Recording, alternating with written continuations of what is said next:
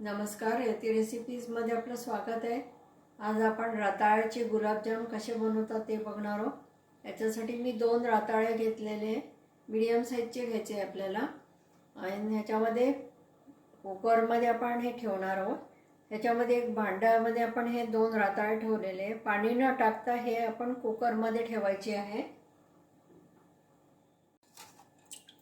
इथे मी कुकरची जी प्लेट असते ती टाकलेली आहे। त्याच्यावर पाणी आली इथपर्यंत पाणी घातलेलं आपण।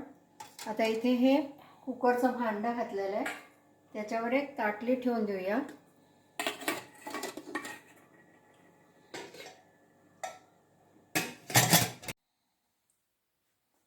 इकडे रताळे आपले छान वाफून झालेले आहे, छान सॉफ्ट झाले।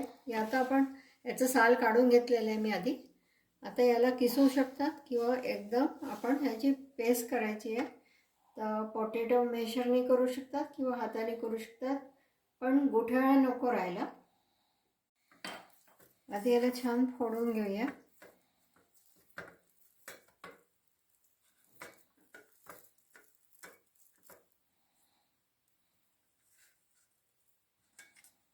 आता मॅशर घ्यायचा, त्याने प्रेस करायचा, एकजीव करायचा आपल्याला।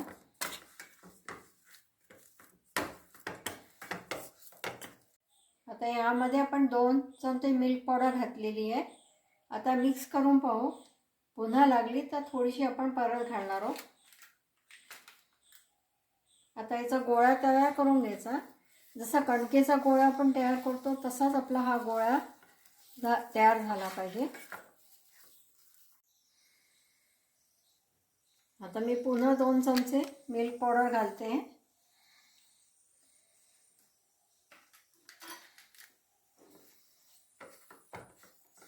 छान मिक्स करून घ्यायचं आहे। यात हवं असल्यास वेलदोडा पण घालू शकता, पण मी पाकामध्ये घालणार आहे।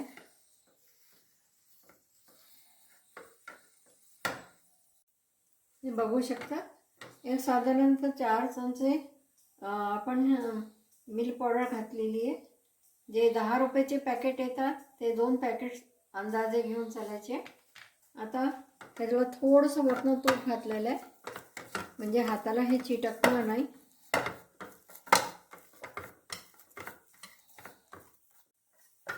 हे पाहू शकता, छान गोळा तयार झाला आपला, हाताला चिटकत नाहीये। आता हे आपण 10 मिनिटं रेस्ट करायला ठेवून देऊया। याच्यावर ताटली झाकून ठेवून देऊया आपण।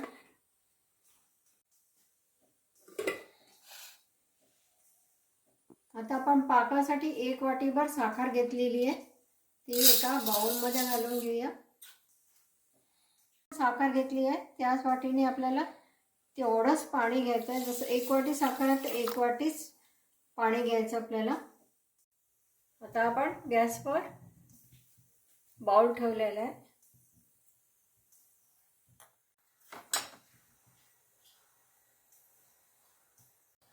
आता आपल्याला साखर विरघळेपर्यंत आपल्याला हे हलवत राहायचं आहे। आता मी इथे 3 वेलदोडे घेतलेले, थोडंसं ओपन केलेलं आहे आणि ते वेलदोडे तसेच घालते। असं केलं तर वेलदोड्याचा स्वाद लागतो।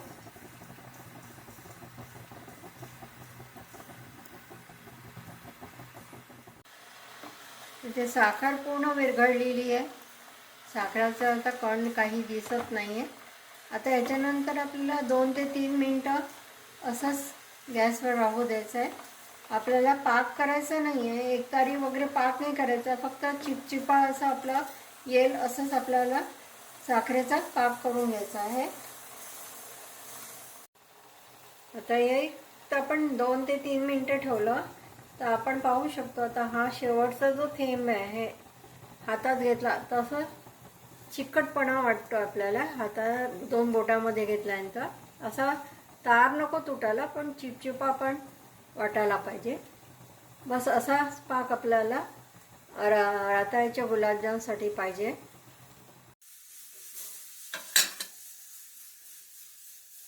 पाक झाल्यानंतर त्याला ताटली झाकून ठेवायचं, म्हणजे तो गरम राहील।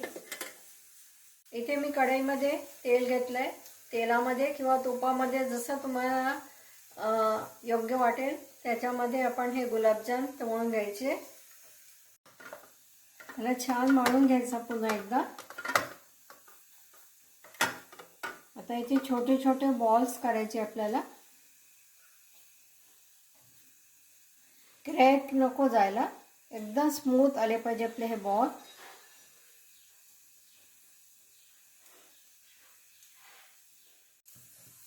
आता तेलामध्ये मी इथे तेल वापरलं आहे, त्या तेलामध्ये छोटासा गोळा घ्यायचा, तो टाकायचा.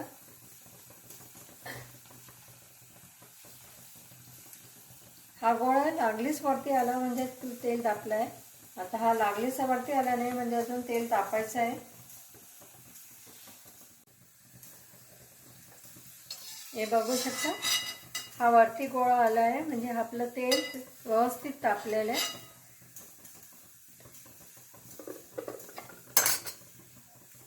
आता आपण त्या तेलामध्ये एक एक गोळा सोडूया गुलाबजामचा. जितकं तेलामध्ये मावतील तितकेच गोळे आपल्याला घालायचे आहे.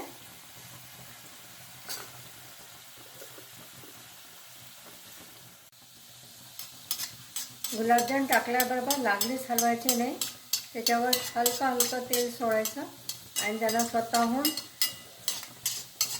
मोकळं होऊ द्यायचं तेलापासून.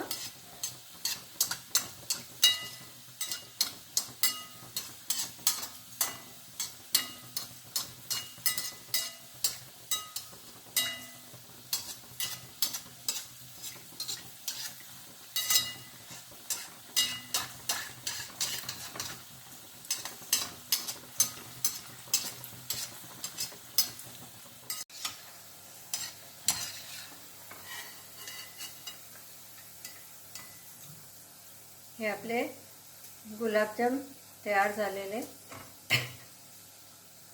आता हे एका प्लेटमध्ये काढून घेऊया. टिश्यू पेपर मी घातलेला आहे.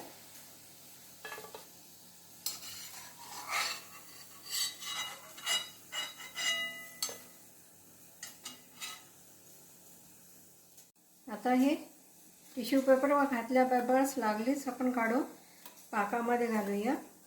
लागलीच नाही घातले तर पाक ह्याच्यामध्ये शिरत नाही. आता याला झाकून ठेवून देऊया आणि हे थोडा वेळाने 1-2 तासानंतर वर खालती अशी करून घ्यायचे म्हणजे सर्व बाजूनी पाक ह्याला मुरेल. आपले रताळ्याचे गुलाबजाम तयार झालेले. आता आपण एका बाउलमध्ये सर्व करूया.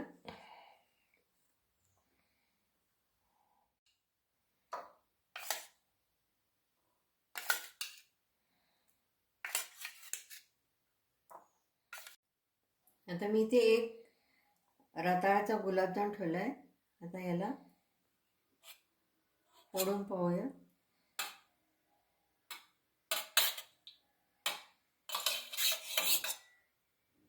छान आतमधनं झालेलं आहे, मऊ लुसलुशीत झालेलं आहे. हे बघू शकता. मी छोटे छोटेच रताळ्याचे गुलाबजाम केलेले.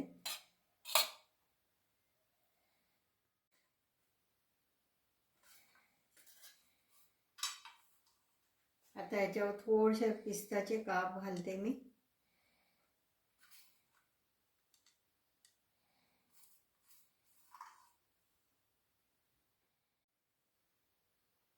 असे रताळ्याचे उपवासाचे गुलाबजाम तुम्ही नक्की करा.